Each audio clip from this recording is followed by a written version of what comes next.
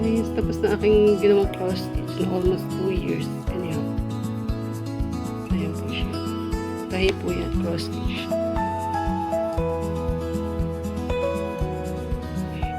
Pinagtsagaan ko talaga siya, no? Ang sukat, ang haba po niyan is 155 cm. And then yung lapad niya is 85 cm. Ang ganda niya. Mas maganda po yan sa person.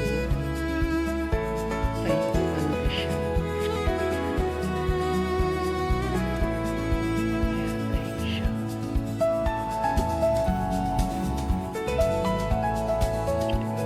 Tingnan siya. Ginawa ko siya. Bali, natapos po siya na May 2026. Ayan, tayo talaga yung pangalan ko. Gumawa, nilagyan ko ng aking pangalan. And then year. Ang sukat po niyan is 155. Haba niya is 155. Ang dapat niya is 85 cm. Ayan pa natin siya ng malaywan. Diba guys, ang ganda.